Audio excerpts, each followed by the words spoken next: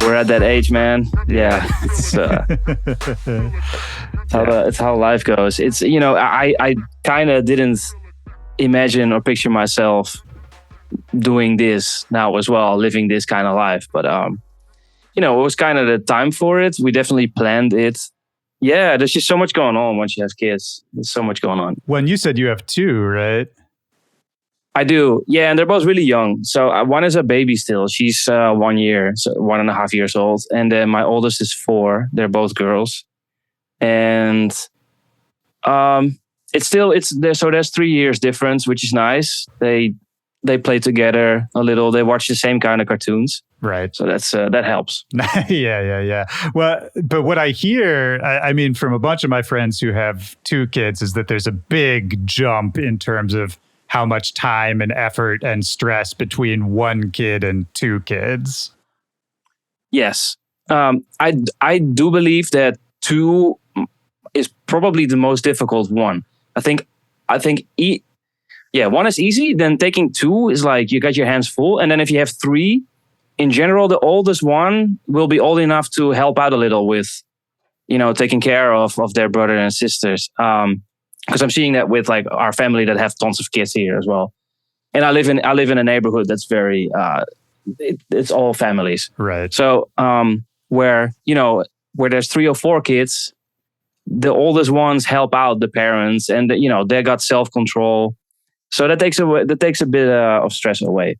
But that's why I think 2 kids is kind of the hardest, because our oldest is 4 and she just you need to keep her eye on her as well. She's still very reckless, and she's not that age yet where you can just let her go. And so you have two of those little meatballs rolling through the house. It's to keep it on brand.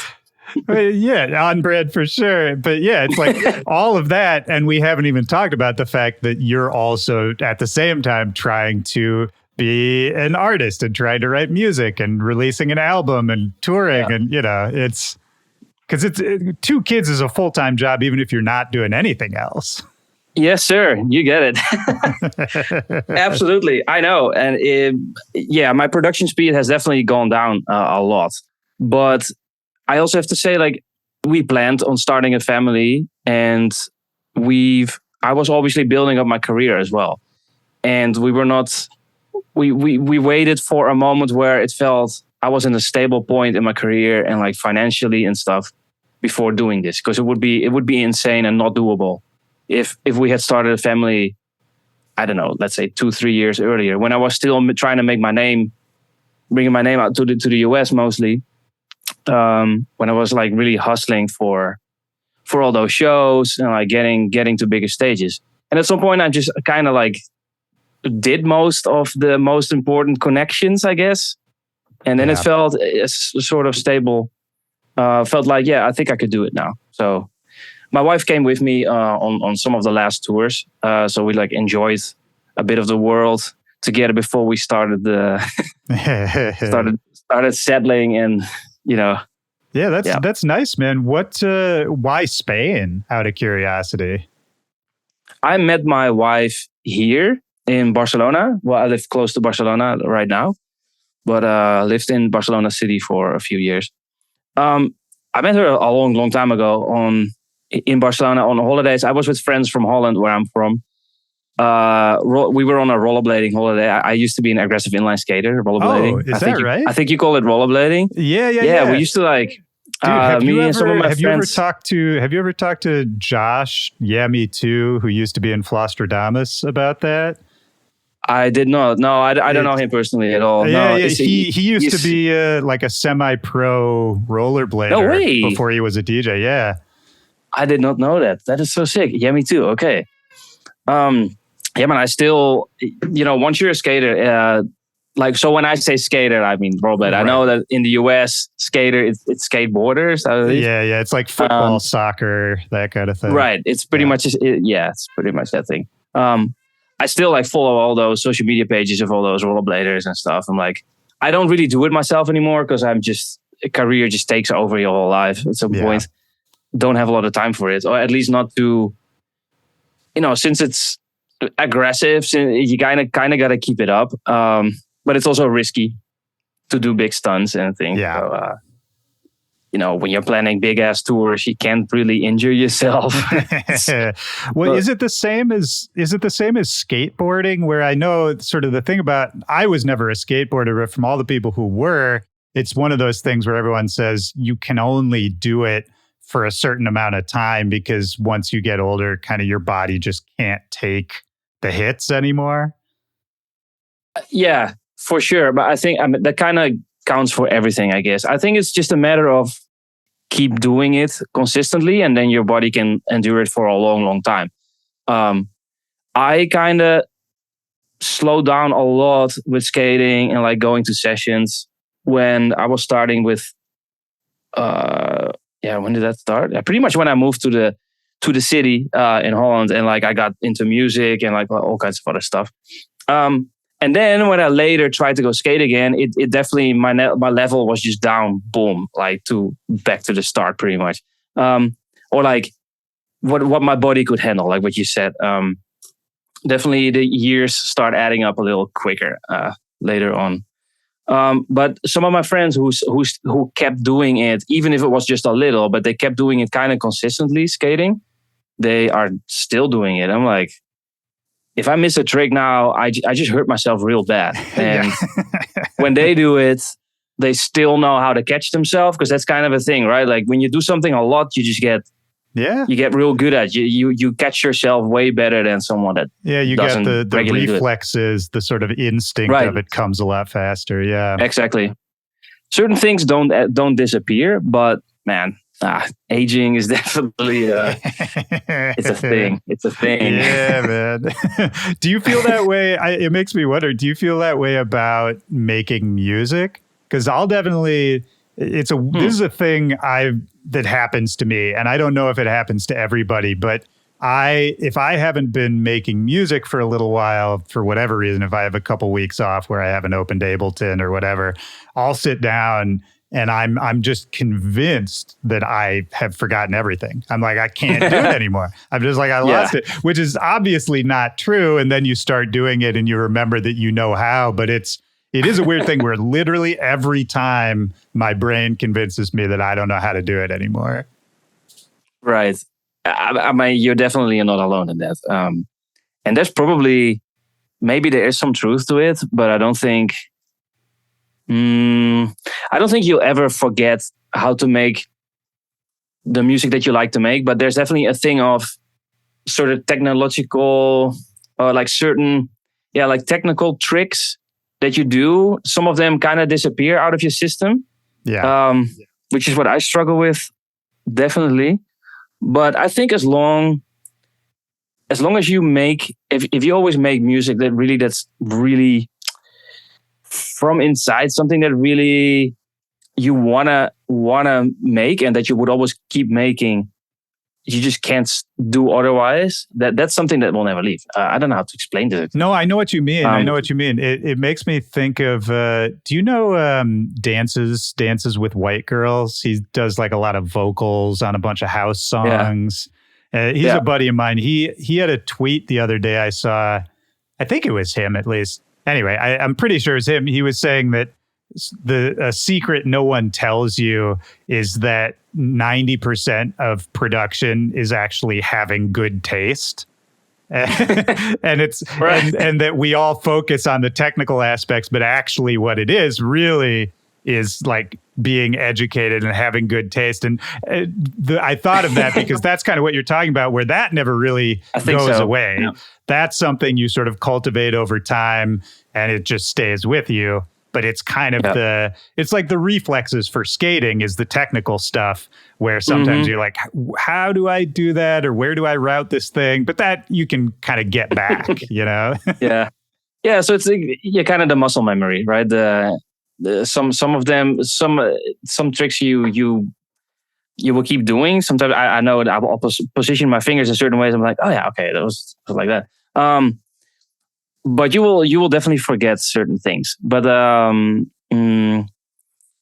I also think that it's kind of good in a sense because at least with me, the longer I'm like watching tutorials and try to get real good at all these technical things, technical aspects of making music, I kind of feel like I'm losing the whole essence of why I'm doing it, and it becomes more of a how you show this? How you say this in English? Like showing muscle. Yeah. Like, Just a flexing Yeah. with technical skills. Whereas, I mean, at least some guys are just really good at it. For a lot of people, it comes very natural. For me, in my case, I've never been real good at it, and I've never tried saying that I'm technically like really good or stuff.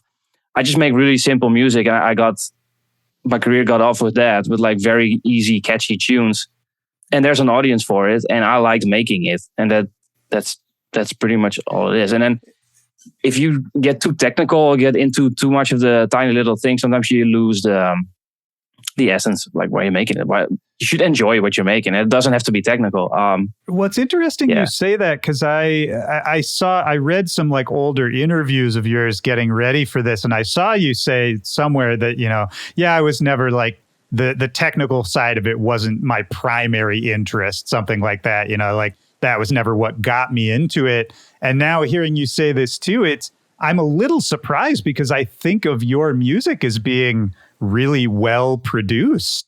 And and interesting too, as far as technical stuff. Like I think about a track like Zoom, which I think, was a big tune. Everyone was playing it, and it was unique. It was interesting. It didn't sound like everything else out there. And, I really like that song. So I was listening to it again and trying to break down, just like analyze the production. I was like, I don't know, man. I think you may not be giving yourself enough credit, because there's some really interesting stuff going on with a lot of your songs. Well, I thank you. I appreciate that, but I think, well, maybe sometimes maybe I compare myself, especially nowadays when there's so many tutorials out and so many live streams. Everybody's so good at producing. Yeah. Of course, you compare yourself to the best of the best all the time, right? And I definitely lack. I'm like so far behind compared to other producers.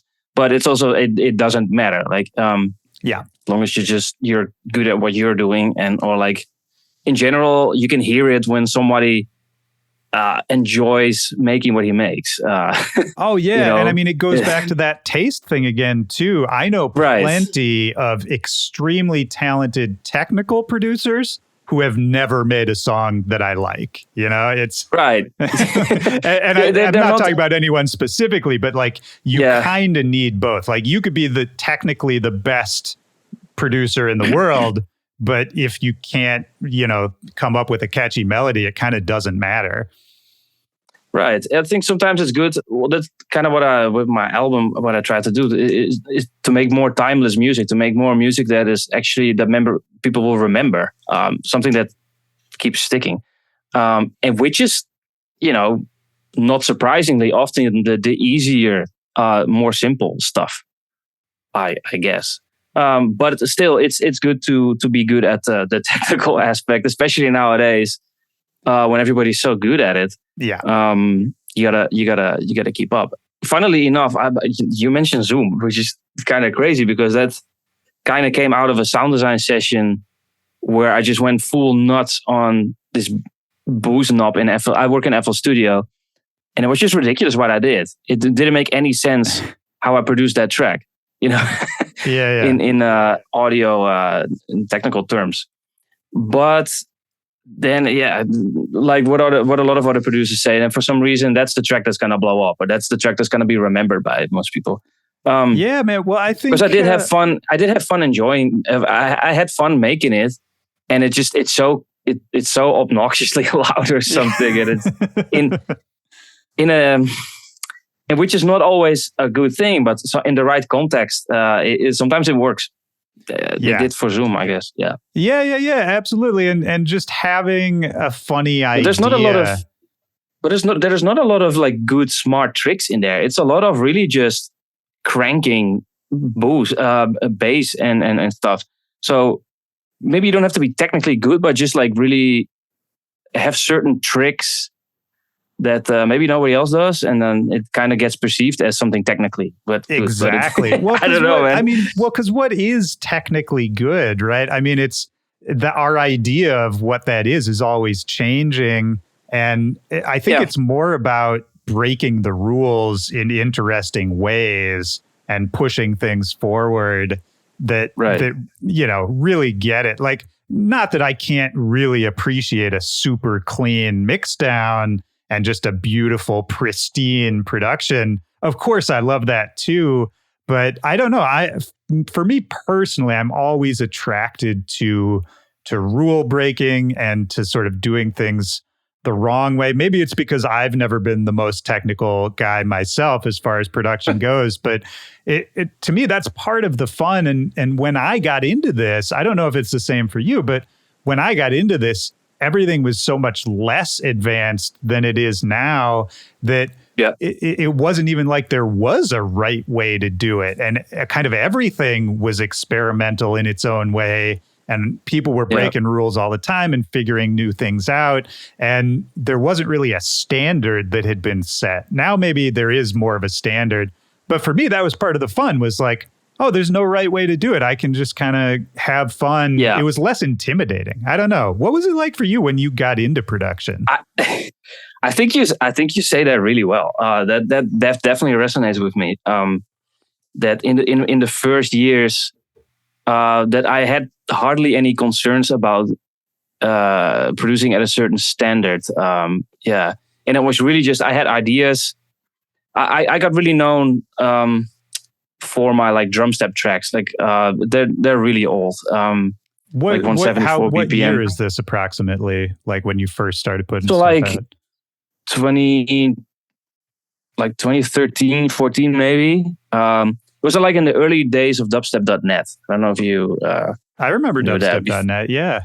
Yeah, before it was EDM.com, like when it all came together with all those genres. Kind of in the same days that dubstep.net was rising and like promoting all these producers and talents. I just made really cheesy melodies, and through all kinds of... I mean, that was a bit of the thing in those times, like the Skrillex and Zomboy kind of styles of songs, where you just throw a whole bunch of basses in fun patterns, and that's pretty much it. Like, it didn't have to be super clean or anything. It was just about fun, catchy drops. Whereas nowadays, people are really good at doing the same thing, but also super clean at the same time. It's like very clinically clean, and it's amazing to hear and see. But it definitely it is kind of intimidating. I can definitely not. Back in the day, I was way better at copying someone else's sound, I think, than nowadays. Yeah. What were you DJing first, or were you producing first? Producing, yeah. Producing. Okay. And what was is there any kind of like musical background? Like, how did you even get into that, before you were the producer you are now? I mean, I come from a kind of musical family. We are 7 siblings in total. Oh, damn. Big family. And most of us play instruments. And I grew up in evangelical church kind of thing. Which has like a band on a stage. It's all with live music. And there would be a lot of family members of mine playing in that band. And sometimes it would be nearly all my family. And I played drums. And as a young boy, I was already joining in playing live on stage like that. Yeah, some of my brothers and sisters play piano and violin and drums and guitar and all that stuff. So that's kind of how I picked up from in the early days. But then around when I was 15, 16, I started making hip hop beats. I had like the FL Studio, or was Fruity Loops at the time, demo. Made some beats with it, and I just had fun. And that time in Holland, hip hop was having like really good days. It was like a golden hip hop time, right? And I was making beats and just having fun with friends. I like sold a beat here and there for some rappers, but it never blew up or anything. And it was also not my goal. It was never my intention to make a career with music. Sure. Because I was always into movie filmmaking and like motion graphics, which is also what I did a study in. I was more into the visual part, like also in rollerblading. I always had the camera and was shooting videos and then editing them and stuff. And that's kind of what I wanted to make a career with, honestly. What happened? Why did it change? So, well, dubstep happened. I come from a small town in the east of Holland, but when I in my teenage years, when I went to study motion graphic design at the Art Academy, that was in Utrecht, which is close to Amsterdam. It's one of the big cities in Holland. And there I got in touch with drum and bass. I went to first drum and bass shows and like psytrance, that kind of stuff. Were all complete new music styles to me. And then in 2010-ish, like there were the first dubstep shows that were thrown in Utrecht. And as soon as I heard it, I was just blown away by the style, by the wobbles and stuff, how wobbles were being used as vocals, kind of. Right, yeah. That just caught me. And like I tried making it myself and I was just immediately sold. And that's pretty much the history. So like DJing was never involved anywhere. I'd never had an interest in DJing at all. Just making music. Gotcha. But but I mean, even if you're just doing the drums in the church band, like some history of performing. I mean, did you enjoy that as a kid? Of performing, yeah. Yeah. Absolutely, yeah. I mean, I've always been shy on stage, but that's a different thing. When it's you and your instrument, you're just with your band, and that's way less intimidating than standing on decks and like literally having hundreds or sometimes thousands of eyes looking at you. Just you specifically, and that's kind of wild. I'm still not good at that. I'm still not super comfortable at that. Nah. Yeah. I mean, it's. Have you gotten more comfortable with it over time? Oh, absolutely. Definitely learned certain mental tricks, I guess, to kind of get over it. Also, a bit of alcohol always helps for me. Like that's definitely to just break the ice. But it'll be a bit. I don't need to drink a lot of alcohol for that. Like I don't get wasted or anything like that. Not at all. It's really just get those nerves out of the way and just have the good nerves, just being excited about the show. And that's the same for if I play a show for 50 people or 5,000 people. Right. That's literally the same thing. Yeah. What were the first couple DJ gigs like? Spag Heddy. Or even before then, whatever, just like early DJ experiences before you figured out some of these tricks. Even before that, well, I learned to play actually on, how's it called? Did you play like vinyl? But it's like with Serato. Yeah. I used to do that. Yeah, the Serato vinyl. Is it called time code? Yeah, time coded right? Vinyl. Yeah. Yeah, that's because a friend of mine, his name is also Misha, which was kind of strange at the time because nobody, not a single guy is called Misha. And then turned out we were neighbors, both called Misha. We were both into the same things. It was kind of wild when we met each other. But he was a DJ. And he taught me, like, I came to a few of his gigs and then I made my own tunes. I don't think he was making his own tunes at the time. But he was like, yo, you make your own tunes. I'll teach you how to DJ and then you can play your tunes at the show. Like, let's do this. And yeah, those were awkward sets because I was really bad at it, at the beat matching. But it was cool to play my own songs for a crowd. And it was like, damn, I think I would want to do this myself. Then at some point, the first shows I did with a laptop and a controller. And those were always small shows in Holland with like the dubstep shows were pretty small. There were a few big ones, but that was like just the big international artists were playing there. I played in some like smaller ones and I would bring my own laptop and controller, but that was so scary because of all the partying that goes on. Yeah. Yeah, it's so wild to me to think about the era where all of us brought all of our expensive computer equipment to like every sweaty club. Many people, so many guys did. Yeah, and then it's exactly, and the smaller the club is, like often you're at same level with your crowd and like everybody just hangs over your equipment. There's people standing with beers there. Like it's just, yeah, it's real bad. Sweat dripping. Did you lose it? I've lost 2 computers to nightclubs that way. Oh, no way. No, no. Thankfully, that has not happened to me. But did you not think after the first time, like, hey, maybe I should just try to learn CDJs? I mean, it wasn't really an option yet. Like everyone was still on Serato, like Rekordbox. I don't know. Rekordbox probably existed, but it wasn't really the same. You are saying something, because in those times, CDJs, they did have USBs, but that was not really a thing. That's not. Yeah, like you could do it, but it's not good, No, but I think you had to like put your CDs in. I played some of my first shows on CDJs with CDs, and that was absolute hell. Yeah, I did. I only did that a few times, but I couldn't do it anymore. Too stressful. But I think you could save Q points, I believe, on USBs. It was something like that. Oh, that sounds familiar. I never really did much of that, but I know what you're talking about. But yeah, just a nightmare scenario, man. Yeah, in the heat of the moment, you just don't want to deal with that kind of stuff, man. With like loading things and it's not good. It's not good. No, man. But so when USB took over, that was definitely super welcome. It was definitely needed. I was always really intimidated by the CDJs, like by how big all those buttons were. And there were so many lights and things, and like because those sets are so expensive to have yourself. Nobody around me had it. There's nowhere to practice. So what do you do? Yeah. Well, I mean, to be honest, there's still, even though I know my way around them now, there's still intimidating pieces of gear.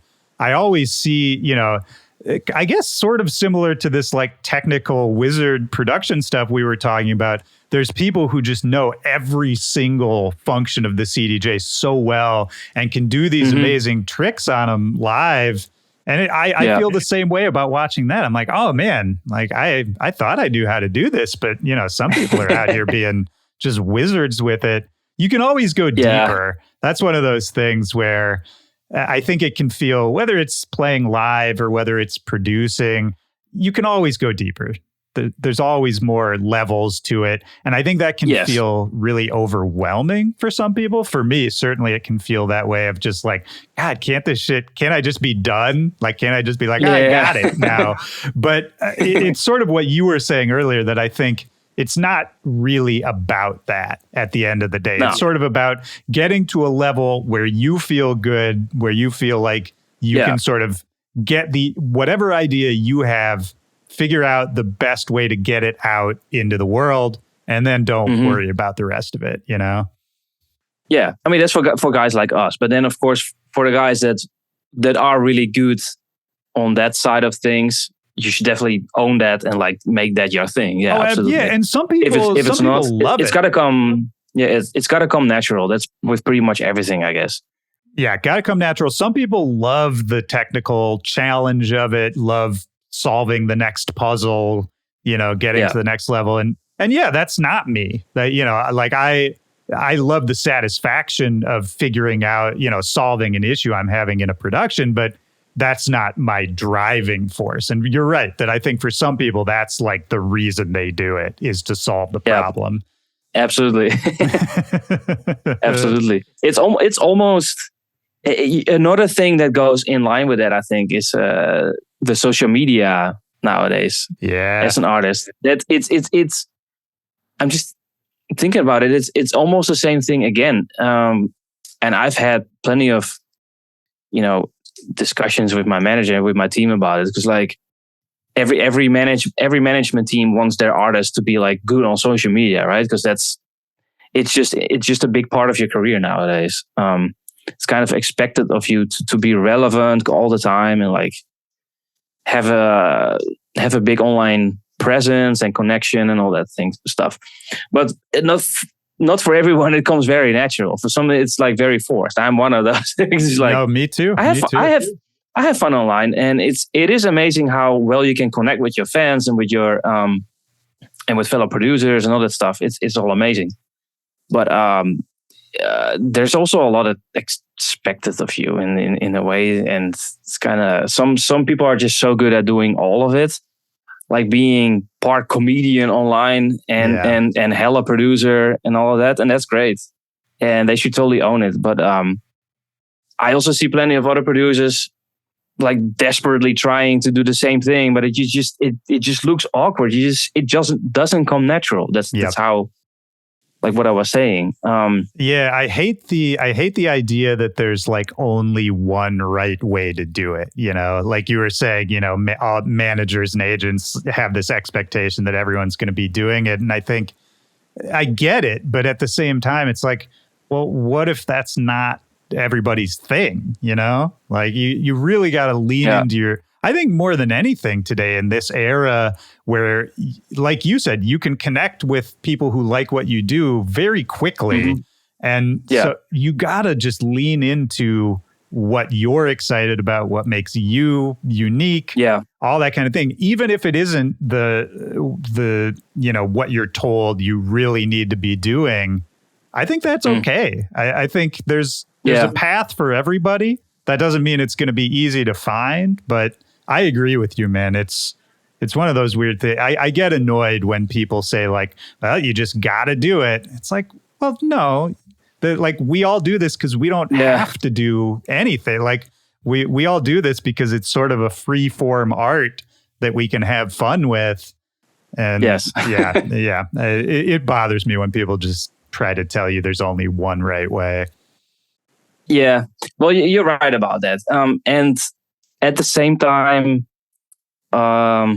it's also not that hard to just be online and just. I guess it's the most important thing is just to have the connection with your fan base and just I don't know. I'm still trying to figure out what and how. If there's maybe a formula or something for me that works. I still haven't found really, like some people start a podcast show or do a feedback session, or they just make funny compilations or whatever.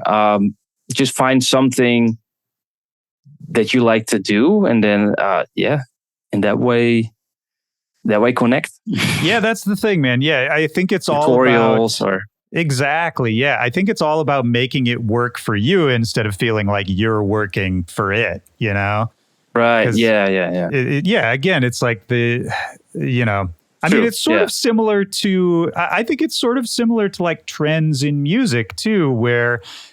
You'll see like sort of a video format get popular on TikTok or something. And then all of a sudden everyone's making, sort of copies of this style or of this thing. And it gets derivative really fast. It's the same in music. Somebody makes a hot tune. I don't know. I feel like you've probably experienced that. Yeah. Not to bring it back to Zoom, but I feel like when you made Zoom, I was hearing people trying to make that song for like a year after that, You think so? Oh, yeah, kind of with that, that like long extended, like bass. The screamy bass. Yeah. Yeah, perhaps. Yeah, I'm personally not that much of a trendsetter, but like definitely it goes really fast. And like I try to not jump on too many, how you call it? Bandwagons like that. But people that just want to do that to just be hot in the moment because that's what's trending. It will catch up to you at some point. Like you definitely need to find your own path in things because in the long run you just need to be doing something that you really like to do, and that's not like too contemporary, but something that just really sticks with you. And and let me just say this too, because it's a thought I just had to anybody who's listening. If you're doing, whether it's social media or something you're trying with music, any of that, if you're not having fun and it's not working, you got stop immediately, change something immediately, because I think it's so easy to get stuck in the mode of like, it's not working, but I just gotta like, if I just keep it up, it'll eventually. Nah, man, if it's not working and you hate it, change it immediately. I wish someone had told me that a long time ago, Yeah. Like there's just no reason for us to be beating our heads against the wall. And especially nowadays, man, there is so many good producers and like so many upcoming producers. It's such a saturated market, man. It's incredible.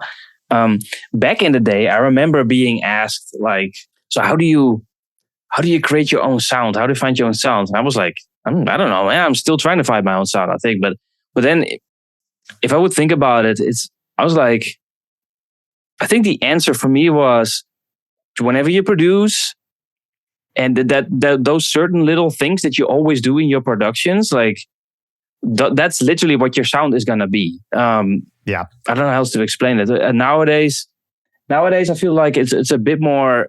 How good can you immediately catch a trend and then be good at that? When I started, it was more about finding out what is your unique thing that you do, which can be a certain little sound that always comes back, or just the whole style of a track, the arrangement, or the flow, whatever. A certain whatever it is. Sense of rhythm, whatever. Yeah, just whatever that thing is that you can't seem to get rid of, even if you try to. Well, that's what you should be. That's something that's you then. Sometimes I go listen to my own old tunes to like kind of get back to that mindset. Do you know, honestly, are you able to identify some of those things for yourself? Like what makes your sound at this point? I think so. I think I'm able to say that by now. Yeah. I mean, a lot of it is simply the kind of, and this is also kind of what other people have said, and that kind of stuck with me, that my stuff kind of sounds, it's very unpolished. And I know that I've always been a very fast producer, I don't like to stick too long in details, stay too long, because then I'll never finish a song. It's either I finish in 1 or 2 sessions, or it will never get finished. Especially back in the day. Nowadays, I definitely have to learn how to work in a project in more settings, more sessions. But I think it's kind of like that when you work fast, you only put the essence, what you want to do, into the track. And I think when I listen to my old tracks, they have way more such simple melodic lines that I just liked to hear, and I just put it in a song and then build a track around that. Right. And that's kind of, yeah. It feels very raw and unpolished and just, I don't know, just but like a lot more fun. Like when I hear some of my first songs, I feel like I had a lot more fun back in the day. Whereas today, there's so many more ears and so much more criticism on everything. It's got to sound so much better, which is kind of stupid, because a lot of the music that I really like are not that great produced, but they just are super catchy. And yeah, me too. Yeah, man. I don't know. 100%. I hope that makes any sense. No, that makes perfect sense. Absolutely. So I mean, I think it's also no. Sorry, what were you going to say? Well, I was going to say, I wish I could just say it's this and that sound, and that's what it is. But no, I think it's really the not giving a shit and just putting it out there. Especially in the beginning, I just bumped out tracks. Like I would once a day or twice a day sometimes, just put them on SoundCloud, free download, boom. I didn't care. I wasn't really planning on making a career with it. That kind of just flowed like that. But it was kind of an obsession. I just wanted to, since I could do it, I had Fruity Loops. I had the time to make music. I was just pumping out tracks, and that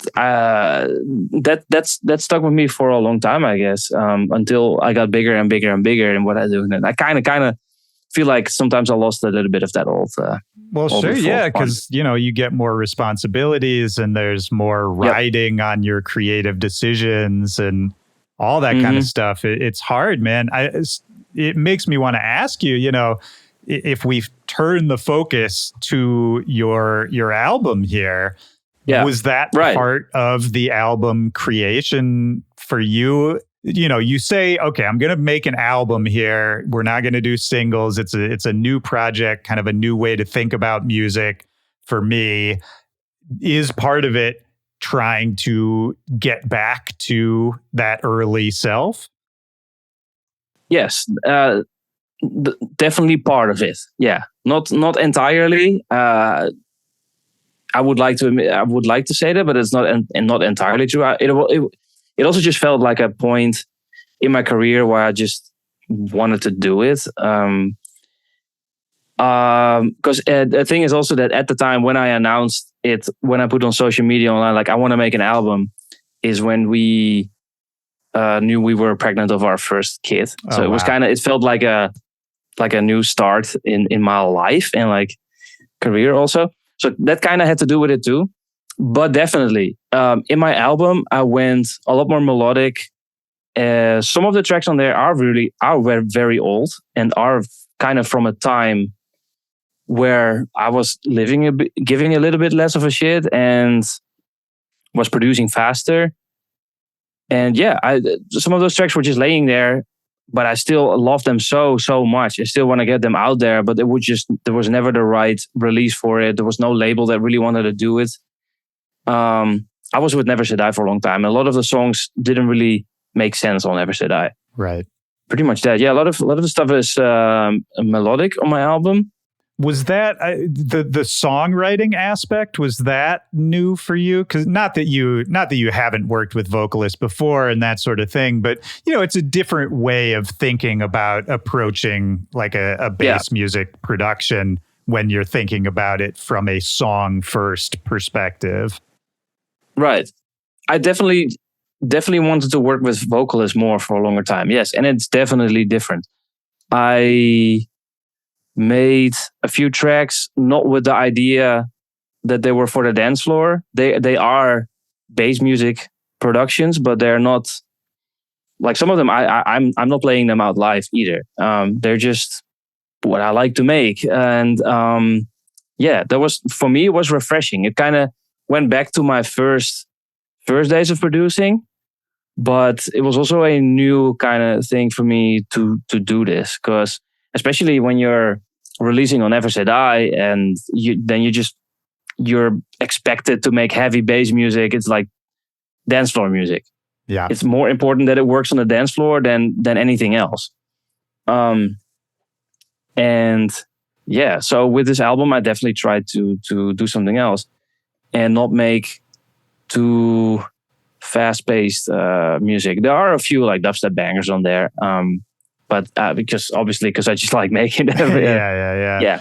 I really like the one you did with Hero Bus too. That is a fun too, and Frega, thank you. Yeah. And I liked seeing you guys together. I think actually, I don't know if you probably don't even remember this, but I think the one and only time I ever met you in person was with Hayden, was with Hero Bus. I think we were in Miami. This is like a decade ago at this point, like a long time ago. In Miami, hold up. Yeah. For like Miami, for like Winter Music Conference, all around Ultra, something around that. Oh, but then you're talking about, that's a long time ago. Time ago. Right? Like, yeah. And not that we didn't even really hang out. We were just kind of in the same group of people. And I just remember he was there. But yeah, long time ago.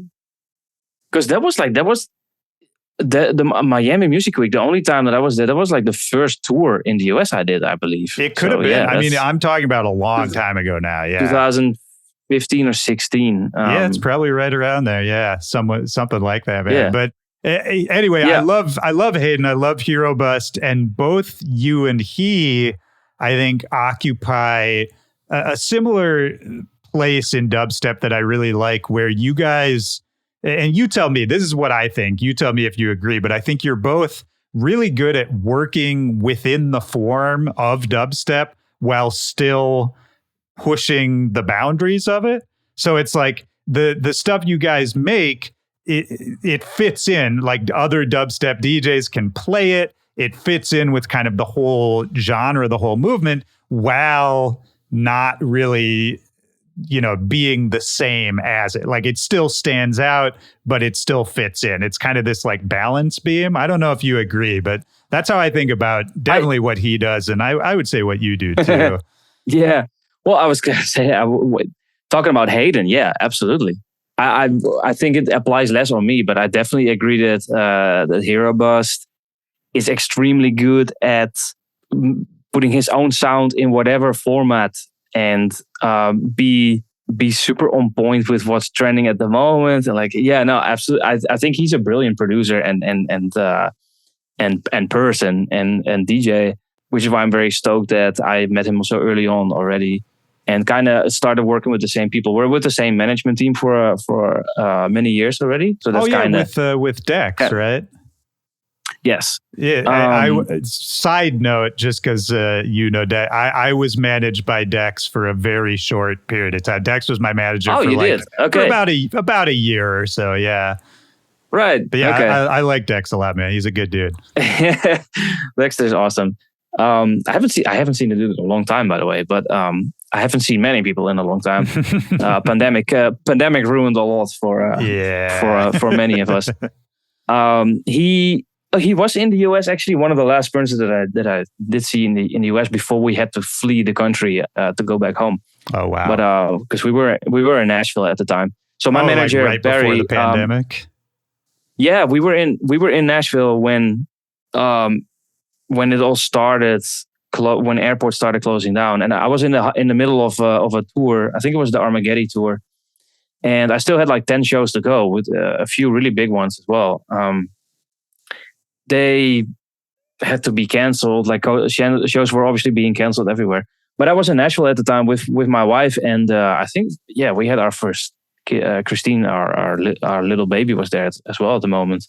Met up with Dexter and Barry, because Barry, my manager, is based in Nashville as well. They knew each other for a long time already. They didn't always work together because Barry has been working with a few other agencies. But at some point they started working together, and that has been going strong for many, many years now. And they're killing it. And that's how I met Hero Bust pretty much, and how we did a few things together, did some shows.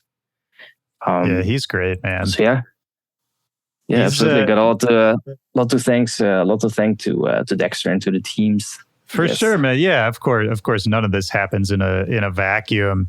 Hero Bust said something to me a long time ago that I still think about, and I wonder if you feel strongly about too. He said for him, the times he always gets the most excited and the times he feels like he can perform really well or like kind of rise to the occasion is the times of transition in music scenes.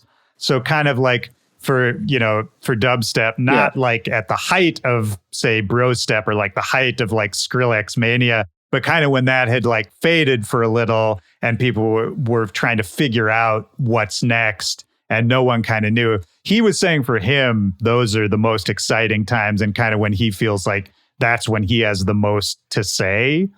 You know what I mean? See, once again, brilliant person. Yeah, I mean, that's.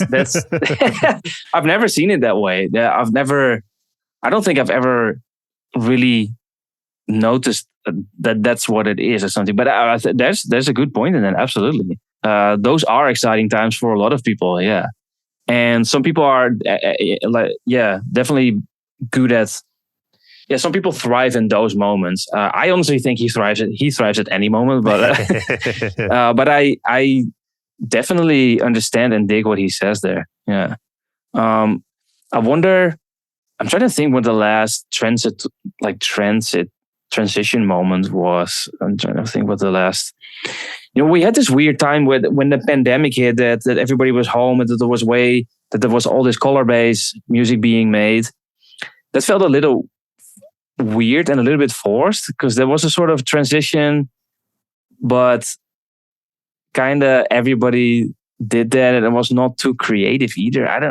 Right. I know what you're saying. I think that's the same as a lot of things where there's a few people who do it incredibly well and it's amazing. Yeah. And then a bunch of people kind of, get drawn over there because they're like, maybe this is the next thing, or I just want to try this or whatever it is. And, it's like the people who start doing it, they kind of know why they're doing it. It's sort of what we were talking about before. It's like, this excites me, or this is the most fun choice I can make right now for myself.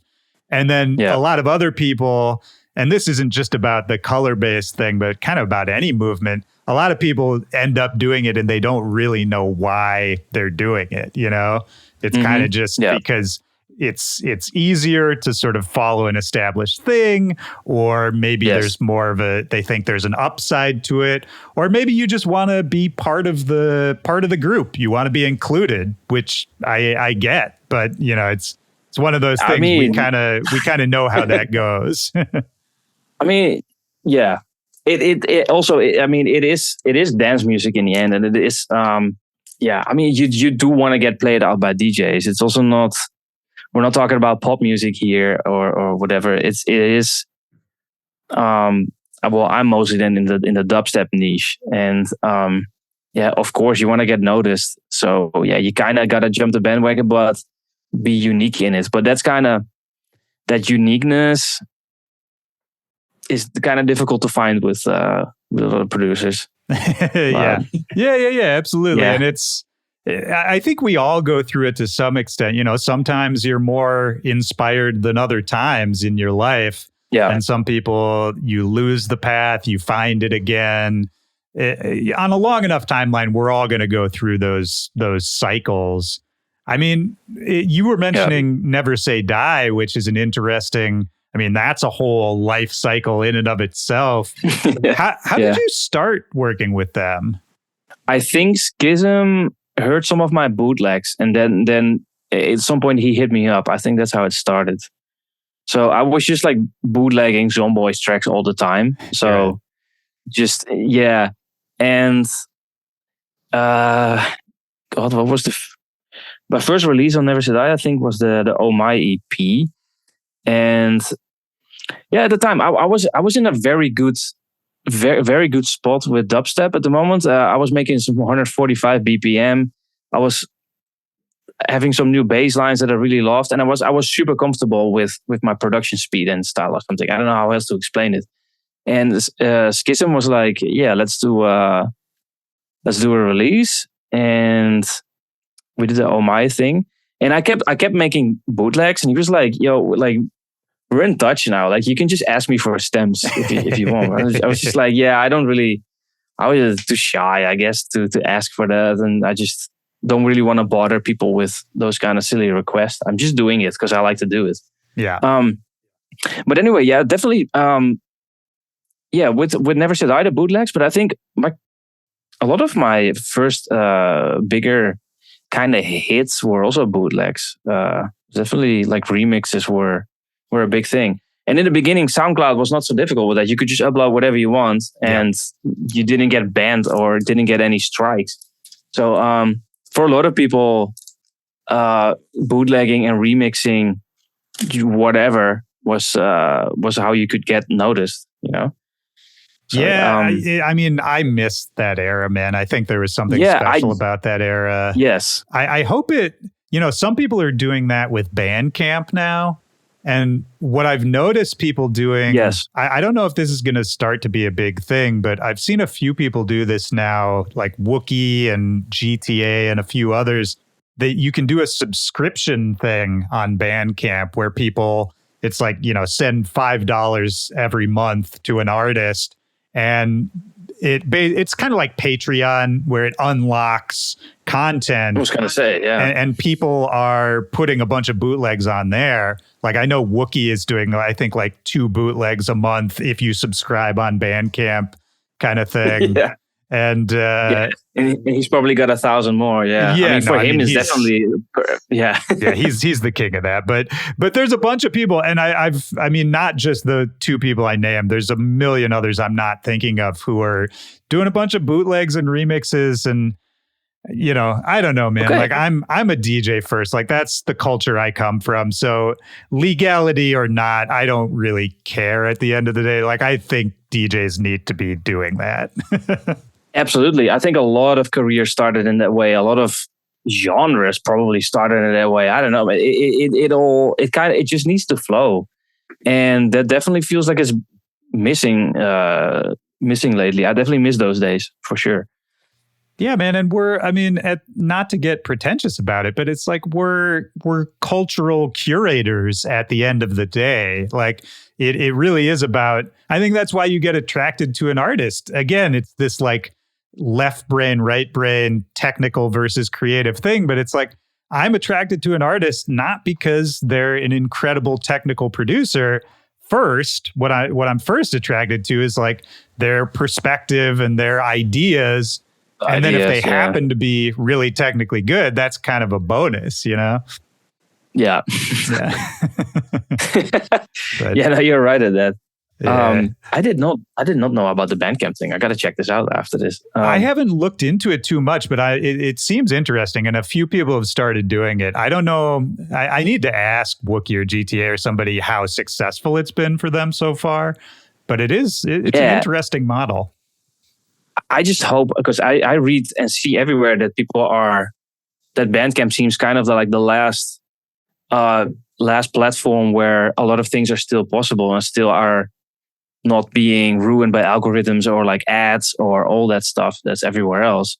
So I just hope that Bandcamp is kind of got to stay that way, and that this whole subscription thing is not dude. Yeah, I mean, it's still the beginning of the end.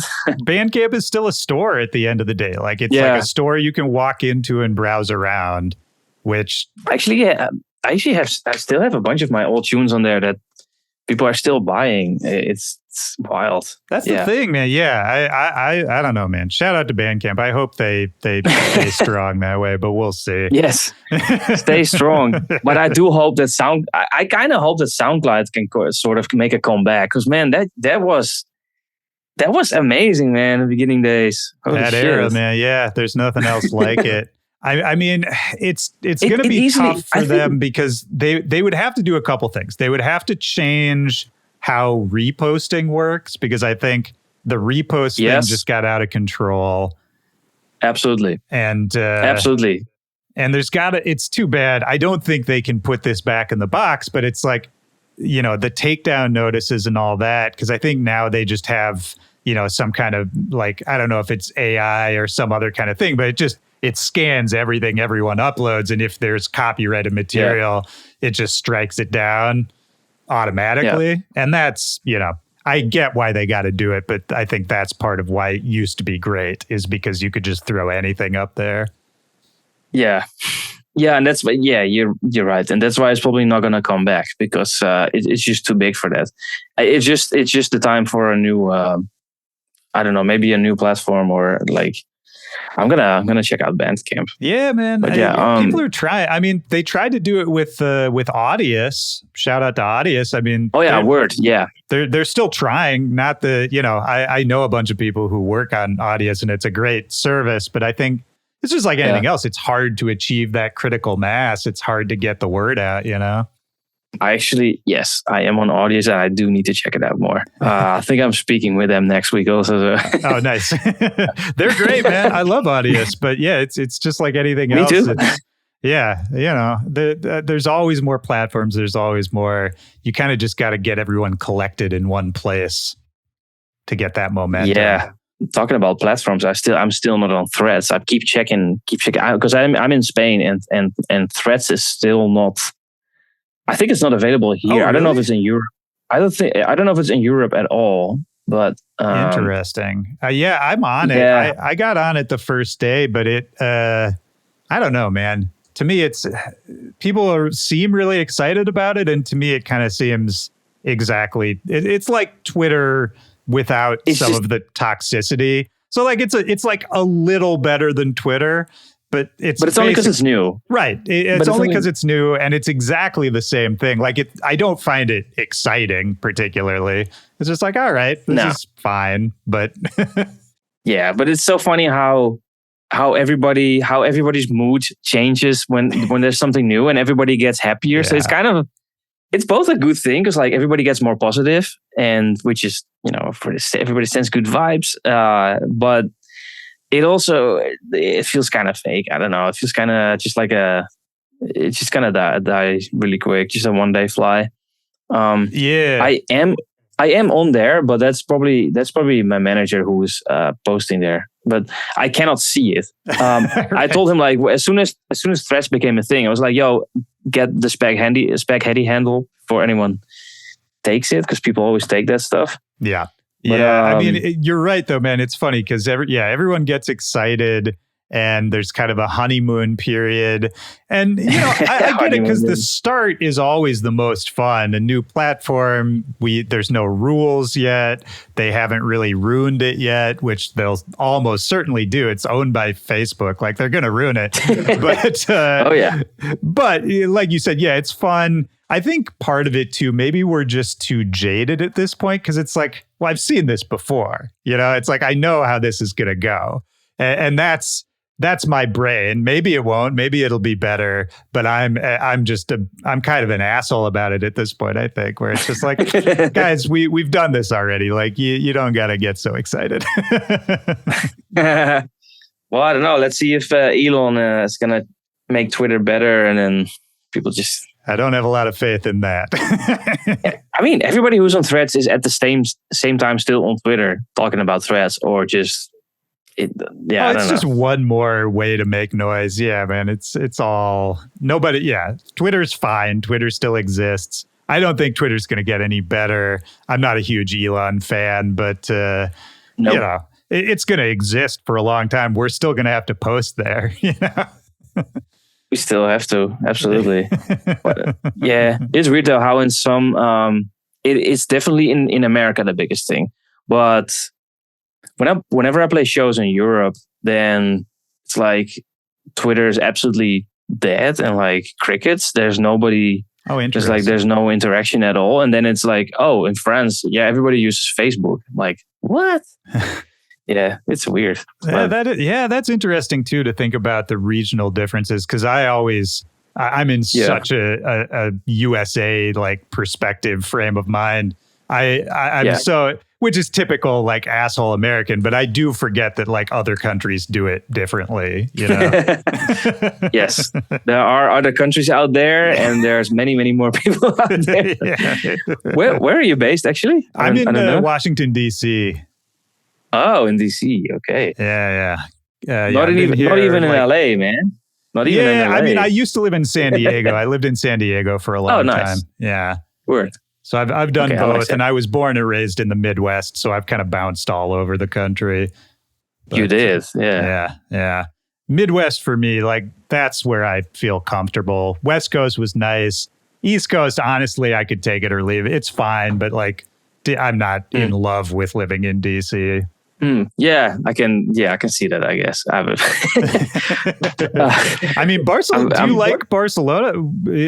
That's an amazing city. Oh, absolutely. Yeah. Dude, yeah. So you have never not been? Oh no, I've been. Spain I love Barcelona. Oh, you've been to Barcelona? Yeah. I've only been to Barcelona on tour, so it's only like I've only spent a couple days and nights there. I spent a couple weeks in Madrid, which was amazing. Okay, but Barcelona I've only visited for like a day, but it's an incredible city. Definitely a lot different from Madrid, also, but. Yeah, I mean, obviously, first of all, it's a beach place, so it's at the Mediterranean. Yeah, man, it's chill vibes. It's such an outside culture too.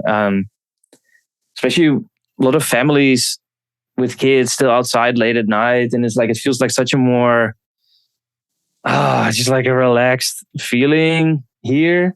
Yeah. People are definitely. I come from Holland, which is almost the opposite, I would say. It's Dutch people are very, compared to Spanish people, very strict and very on time. Yeah. And a little more careful with money. Whereas the Spanish kind of they just kind of like flow more and are a bit more extravagant. And yeah, they figured it out. I think that's also they what figured out how to enjoy life a little better, right? Yeah, well, there's more sunlight. The vitamin D. It's like making you happier, literally. For me too, man. I love the sunlight here all day. We have so much sun in the year. It almost never rains, so that's nice. Yeah, San Diego was kind of like that, just beautiful year round. I was gonna say, San Diego. I liked it a lot too. Me and my wife have been there for a while. Yeah, whenever we're in the US, we're always trying to get an Airbnb in San Diego and stay there for a bit. That's the way, man. But wait, let's close the loop on the story we started telling at the beginning. Is how you met your wife there. Oh, word. So, yeah, then it started about the whole rollerblading thing. So I just met her at Barcelona, you have a lot of the street promoters that are handing out like discounts for parties, right? They try to get groups of tourists into parties. We just got this discount tickets. We're like, okay, want to check out this party there on the mountain. It was not that great, but there was like this group of girls, of people that we like kind of like started hooking up with a little bit. And there was this girl that I was immediately like, damn, she's nice. And so we started this international relationship. So I was living in Holland, she was living in Barcelona. My wife is Ecuadorian, but moved to Barcelona as a kid with her family.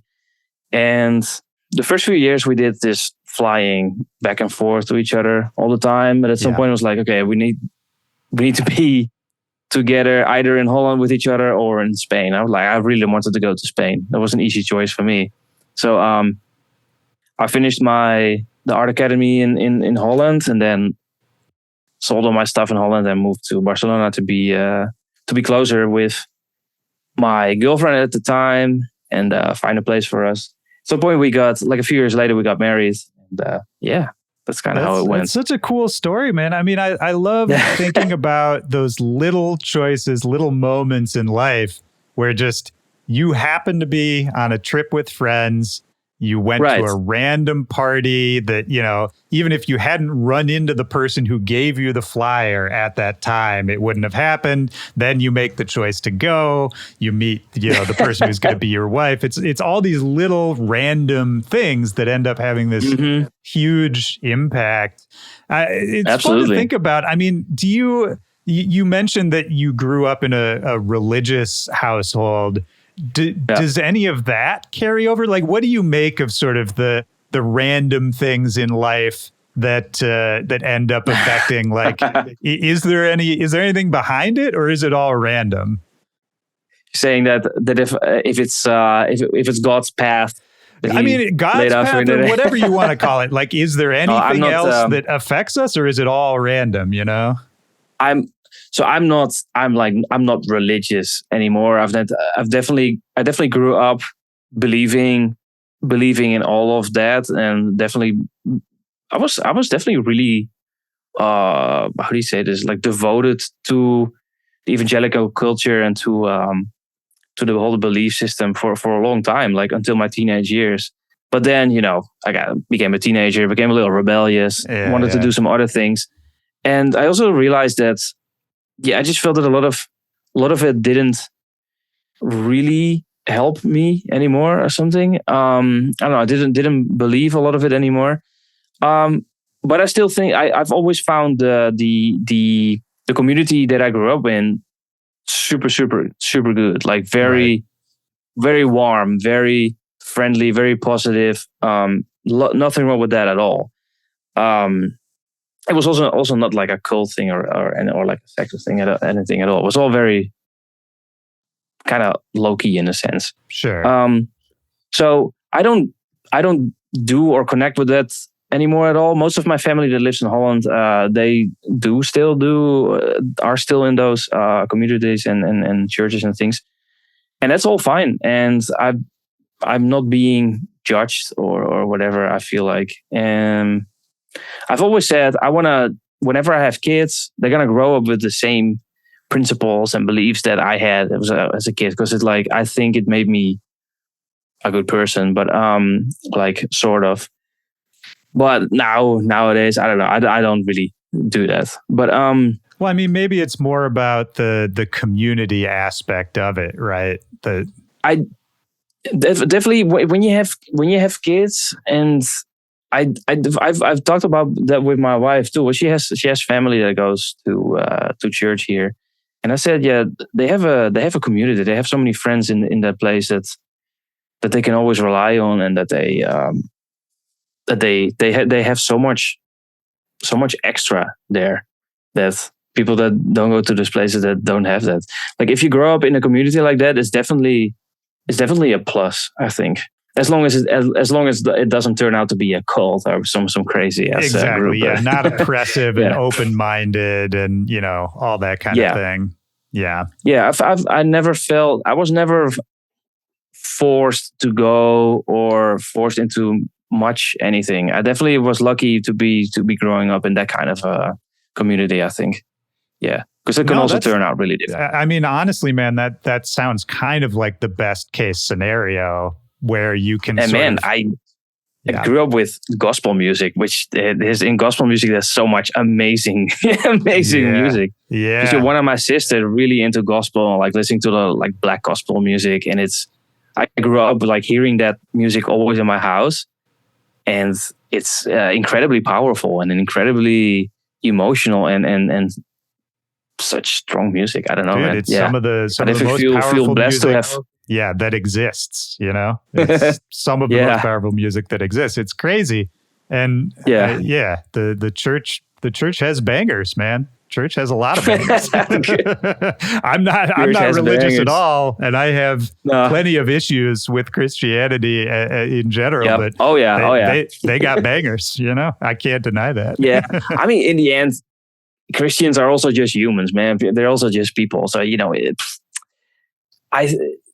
you're lucky if you do happen to grow up in a community where people are nice to each other and treat each other well. But there's always rotten apples everywhere, and there's in the end, it's all people.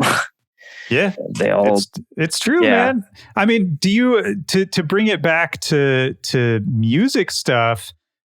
Do you feel like living out there, being based in Europe, and then dubstep having such a crazy explosion in America? Did you feel any kind of disconnect from the community at certain points, or were you able to, with the internet, kind of just feel like you were just a part of it the whole way? Well, yeah, exactly. Definitely a big disconnect. But don't get me wrong, I haven't always seen it as a bad thing. Me being kind of only finding out later that there's a word for it, but introverted kind of person. I'm not very outgoing, not very outspoken. In general, I've always kind of liked it, the distance to the EDM and to the US. We can just talk about the US pretty much, because I could tour, go in all the craziness, but then go home and really recharge, because I need to recharge from a lot of social activity and from shows and that. So when I started doing shows, that was not per se a bad thing for me. But, it can definitely help if you find a group or if you connect with the other producers, and it can definitely keep you super motivated and more into the whole thing if you find a click or whatever. Yeah. But with my fans, with my fan base, I can connect online super well. Everybody can. So I don't see it as a really big issue. I think it's more of an issue for me now that I have a family, that the distance is so far that I'm every time I leave my house now, it just gets harder and harder because now I have kids. So yeah, that hurts the most, honestly. But yeah. I mean, have you changed how you approach touring at this point? I mean, obviously the pandemic sort of upended everything anyway, but are you looking at touring differently now? Yeah. So in the first years, it was really when I had way more time, it was grab almost every show we could get. I mean, obviously my agent, Chad, who is a really good agent with UTA, filters through the good shows, makes good deals. But still, I would do a lot of shows and just fly out for all the shows. We make a nice routing and I do it. But at some point with kids, I want to be home as much as I can. I don't want to be a father that's away the whole time, which is nearly impossible if you have a career. Yeah. But we kind of decided that in a half of the year, I just do weekend runs, and in the beginning I would do 2 weeks in a row and then come back. But nowadays I just do a weekend and then a weekend in between. How do you say this? Every other weekend. Every other weekend. That's actually starting this week. I'm flying out tomorrow to the US, to Orlando. Oh, nice. So I'll do a weekend of shows. Next weekend I'll be home, and pretty much till the end of the year, man, like this. Yeah. So you're just going to you got some long flights ahead of you, basically. Yeah, it's a lot of flying, and which is, not nice. Also, like, financially, economically, it's not nice at all. But I try to make it work, man. Yeah. Yeah, man, you gotta figure it out. There's always figure it out. Yeah, 100%. I mean, this is also a tryout. This is also a tryout, honestly. Yeah, we're doing this now, kind of for the first time. Last year I did one tour that took like 2 months, I think, pretty much. And then it was just like I would fly in and out for 1 or 2 shows every now and then, which is not very viable. Yeah. yeah. But like you said, man, this can be the trial, and then you sort of adjust from there, That's the idea. And also, since my kids are still very young, the idea is that later in the year, they might be flying along. What we did in the beginning with our baby was my wife and kid would fly. We'll get an Airbnb in San Diego, for example, and I would just do my shows flying back and forth from there. Stay in an Airbnb for a while and then go to another one. Maybe eventually, Luke, try to go for a green card, but I don't think I'm there yet. Like with the qualification system for it. What do you need? I know sort of vaguely what you need, but is it something specific? Just like enough work to bring it down to the essence? Yeah, you need to show that you are outstanding in your field. In this case, it's called the arts, music. So they kind of want to see Grammys or other crazy things, because that's in the music kind of what's the highest, right? So you don't need to have that. But then you need to show in whatever other way that you are like extremely good at what you do, and that America is really missing out if they don't have you there. Like, get some like letters of recommendation, some famous people to write you a letter. That stuff. It's kind of, I don't know if you know the 01 process, what almost all foreign artists are on in the US. I know the 01 process. I know it. Yeah. So it's pretty much the same system, but then a way higher threshold, like a higher higher qualification. But it's pretty much the same things that you got to show, like so many pages of press. You just gotta come big time. You gotta be a big boy for this. Yeah. It's another thing, man. I feel so lucky sometimes to be the asshole American. Because you're paying a bunch of money, and it's as an American, I can go anywhere. It's not hard. You know what I mean? Like people forget who don't live in America. It's like it's not easy for everyone to just come here. Yeah, we gotta fly. It costs a lot of money, man. Flying is not getting any cheaper. The visas are very expensive. They're cranking up the prices this year as well. I believe at the end of the year. Yeah, they're gonna crank up all the visa prices pretty much. And so dumb. Such a bad call. Yeah, it just makes it worse and worse for all these aspiring producers that really deserve to play shows. Finally, I had to do it in the beginning too, so it is possible, but a lot of dedication and investment in the beginning, and then hoping for the best, or working for the best. Yeah, man, absolutely. Because man, when I finally got that visa, that was also like immediately I went to the US for a few months and just did every show I could do.